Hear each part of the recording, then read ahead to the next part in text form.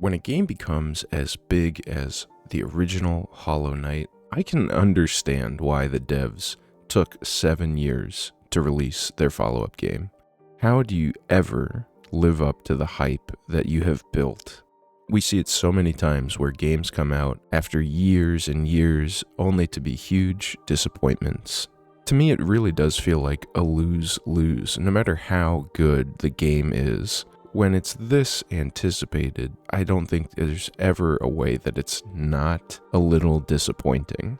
Luckily for me, I don't really care too much about Hollow Knight. I enjoyed it, but haven't been feverishly waiting for Silksong or anything like that. So when it came out, I decided to play it.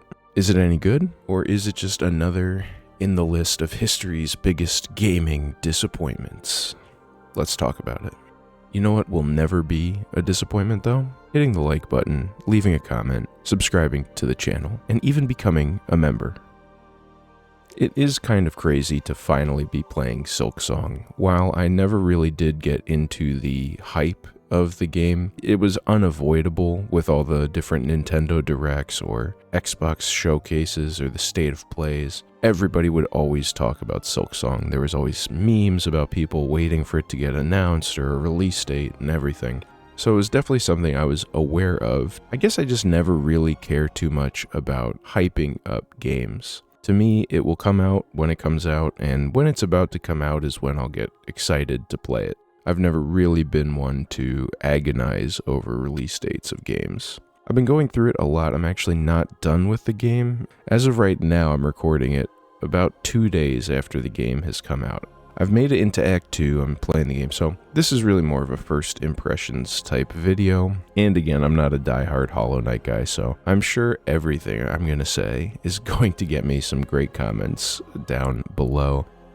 Off the bat, it is just more Hollow Knight, so if you liked Hollow Knight, I think you're going to like Silksong. Yes, there's some differences. Hornet controls a little differently. There's much more movement focus in this game, but on the whole, it feels very familiar. The art style obviously is identical. The gameplay is fairly similar. It's a Metroidvania, so the skeleton of the game is very familiar, and it feels very familiar to play, especially in the early game. As the game goes on and you do get some of those more advanced movement abilities, it does start to differentiate itself a little more. Combat in this game is definitely much more varied than it was in Hollow Knight. Hornet can equip crests, which completely change combat. Each crest has different attack patterns, attack ranges, even attack areas, and while I think this was a pretty cool idea, I wish they hadn't hidden the crests behind exploration. I wish you just had a bunch of crests to begin with, so that you could experiment and find the one that works for you. This isn't going to be the case for everybody, but for me, I really didn't click with the combat until I got the third crest, the crest that has quick attacks. Until then, I found combat really frustrating. It felt like I never really knew the distance of my attacks, if it was going to hit. So many times I thought I was going to land an attack and I would miss. This frustration was for sure souring my impression of the game at the start. I still deal with some of that, even with the crest that I'm using now, which I do find very comfortable to play with, especially in the boss battles.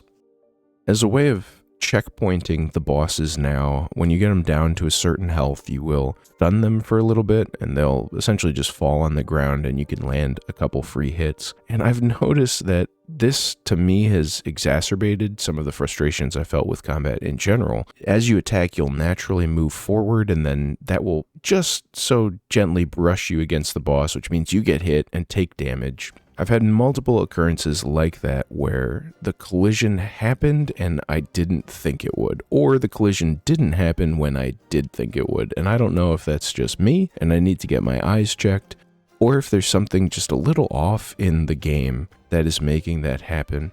One thing I really like, this is a big difference from the original Hollow Knight, is how they handled regenerating health. It's the same basic principle. As you attack enemies, you collect silk that you can then use when you have enough to heal. Unlike in Hollow Knight though, you cannot heal as you go. You need a full spool of thread before you can heal, and then the healing happens and gives you a set amount of health back. This makes it a lot more challenging. You really need to manage your silk, especially when you start getting silk abilities that use the silk you're collecting to do damage to enemies.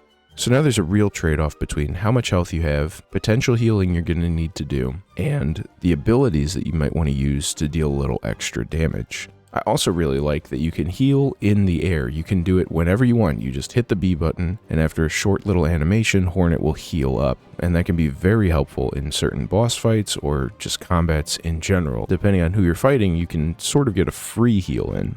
Combat in general, especially as you get into it a little more, especially as you find the crest that works for you, really does feel like this elaborate kind of strategy dance in a sense.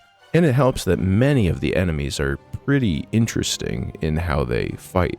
Many enemies I found were more engaging than some of the bosses even so far. Especially memorable ones are like the red ants. They are very aggressive, and they actually taught me that you can parry attacks in this game. It's not something the game tells you, unless I totally missed it, but if you attack the same time they attack, it's not really a parry, but you'll deflect. You'll each deflect each other's attacks. The timing is pretty tight though, so I'm sure there's going to be videos of some people only parrying or whatever, but I wouldn't use it as a strategy, but it is a nice kind of get out of jail free card. If you're going to take an unavoidable hit, you can try and parry it at least, which is nice. While the enemies in general are good, I found many of the bosses so far to be pretty boring. For some reason, they thought it would be a great idea for a good number of the bosses to simply hang from the ceiling. I don't know a better way to describe it, but there's a lot of bosses that are just up on the top and you kind of just have to jump up and slash them and then run away and hide while they do their attacks or avoid their attacks. I don't find these fun. I don't find these engaging.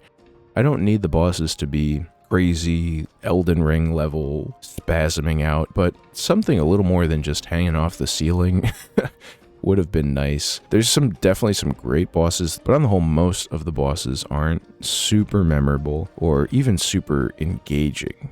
While they still will take a couple of attempts to get through, most of them it doesn't feel fun to keep trying, it just feels frustrating. I think the thing I'm most impressed with between Hollow Knight 1 and Silksong is actually the map.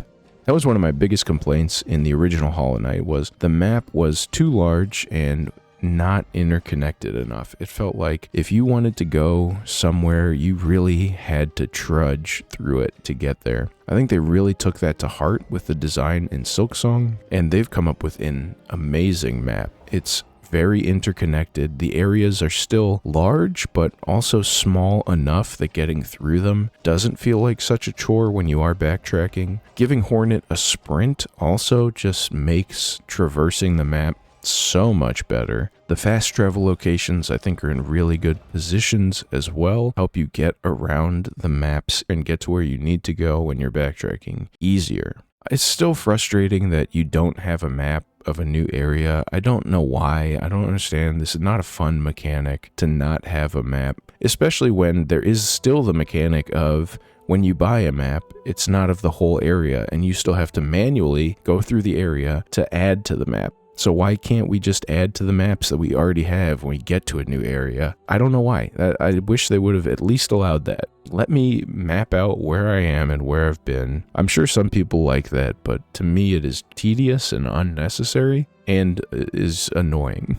I also really like what they did with equipment. So instead of Hollow Knight had the brooches or whatever, in this game the crests will have a set number of attachments that you can add to it, but each attachment now is sorted into one of 3 categories, and the crest has specific category types to each of its attachments, and no 2 crests are the same. So this also kind of adds to the complexity of your build. If you want to use 2 of the same type of attachment, you may have to change your crest to one that has 2 of those slots in it.